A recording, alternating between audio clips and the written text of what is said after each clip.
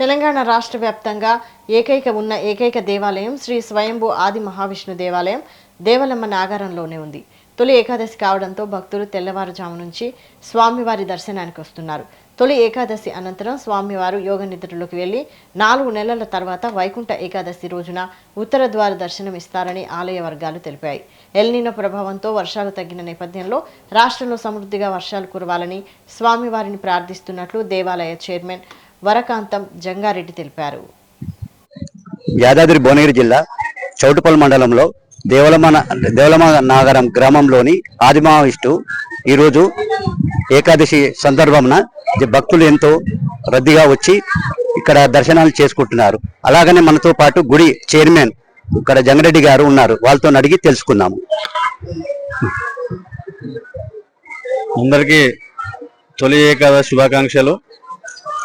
ఈరోజు తొలి ఏకాదశి సందర్భంగా ఈ దేవాలయంలో ఆది మహావిష్ణు దేవాలయంలో ఉదయం నుంచే భక్తుల సందడి చాలా విపరీతంగా రష్ ఉండడం జరిగింది. ఇంత ముందుకు ప్రతి వైకుంఠ ఏకాదశికి మాత్రమే జనాలు విపరీతంగా తండోపతండలో వచ్చేవారు. కానీ రాను తెలంగాణ మొత్తంలో కూడా ఆది మహావిష్ణు టెంపుల్ ఎక్కడ ఉందని తెలుసుకుంటే గూగుల్లో కొట్టి సెర్చ్ చేసుకుని కూడా చాలా మంది రెగ్యులర్ గా ప్రతి ఏకాదశికి హోమం ఇక్కడ ఈ దేవాలయంలో ప్రత్యేకత ఏంటంటే ప్రతి ఏకాదశికి 15 రోజులకు ఒకసారి స్వామివారి అభిషేకము సుదర్శన నరసింహ హోమము ఇక్కడ నిర్వహించడం జరుగుతుంది. భక్తులందరూ కూడా హోమంలో పాల్గొని వాళ్ళు వెళ్ళి వాళ్ళ మిత్రులకు వాళ్ళ పక్కింటి వాళ్ళకు వాళ్ళ విలేజర్స్ అందరూ కూడా చెప్పడం వల్ల రాను గత 10 సంవత్సరం 2015లో భూగర్భం నుంచి వెలిసినటువంటి ఈ భగవంతుడు ఈ 11 సంవత్సరాలుగా అప్పుడు కొంతమందితో స్టార్ట్ అయిన ఈ దేవాలయము తండోపతండాలుగా విపరీతంగా ఈ జనాలు ఇక్కడికి రావడం జరుగుతుంది. ఈ రోజు తొలి ఏకాదశి సందర్భంగా ఉదయం నుంచి కూడా భక్తులు అధిక సంఖ్యలో ఈ దేవాలయాన్ని సందర్శించుకొని వెళ్ళారు. కాకపోతే ఈ దేవాలయానికి ఏంటంటే ముఖ్యంగా ఇబ్బంది ఒక రహదారి సౌకర్యం లేదు.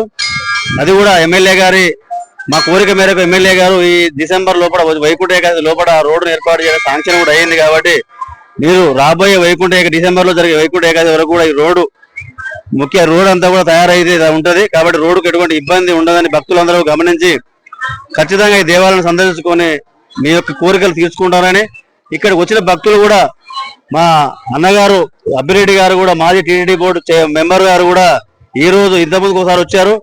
మాకు ఇక్కడ దేవాలయం నచ్చిందని చెప్పి ఈ వైకుంఠ ఈ రోజు తొలి ఏకాదశి రోజు కూడా ఈ దేవాలయం సందర్శించుకొని వచ్చి వారు కూడా తమ వంతు ఈ దేవాలయానికి అభివృద్ధి కోసము నా వంతు కూడా నేను కృషి చేస్తానని చెప్పి ఈ సందర్భంగా మాకు చెప్పడం జరిగింది.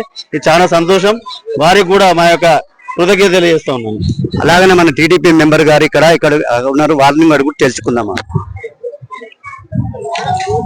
తొలి ఏకాదశి పర్వదినాన మహావిష్ణు దేవాలయము ఈ నాగారం విలేజ్ చౌటుపల్ మండల్ నుంచి కూడా ఈరోజు తిరుమల తిరుపతి దేవస్థానం వాళ్ళు ప్రవేశపెట్టిన జూబ్లీ హిల్స్ కానీ హిమాయత్ నగర్ కానీ తెలంగాణ రాష్ట్రంలో వాళ్ళు పండగగా తొలి ఏకాదశిని పర్వదినాన్ని జరుపుకుంటున్న సందర్భంలో కూడా నా దృష్టికి ఈ మహావిష్ణు ఆలయము రావటం జరిగింది.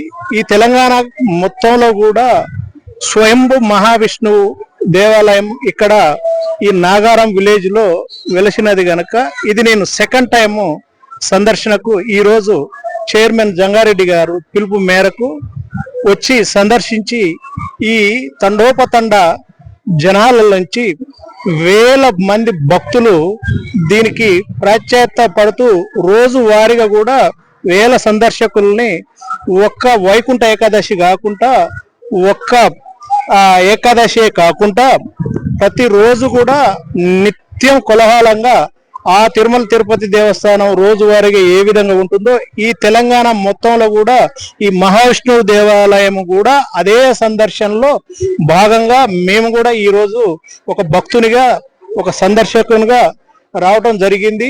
దీని దృష్టిలో చైర్మన్ గారు కూడా తీసుకొచ్చిన మా దృష్టికి దీని డెవలప్మెంట్ తాలూకు ఏది అయితే కావాల్సి ఉన్నదో ఆ వేద పాఠశాలది కానీ అదే విధంగా అడిగిన రహదారులది కానీ ఇంకా మిగిలిన ఎండోమెంట్ తాలూకు కానీ మా వంతు మేము కూడా అడిగిన దాంట్లో మేము సహాయం చేయటానికి సిద్ధంగా ఉన్నామని ఈ పర్వదిన సందర్భంగా మేము తెలియజేయడం జరుగుతుంది. ఇలాంటి భక్తులు ఎంతో మంది వేల మంది ఇక్కడికి ఈ రోజు సందర్శించుకుని దర్శనాలు చేసుకుంటున్నారు. కానీ అలాగనే 50 నుంచి 60 వేల మంది ఈ రోజు దర్శనం చేసుకున్నారు. కెమెరామెన్ గణేష్ తో అశోక్, రిపోర్టర్.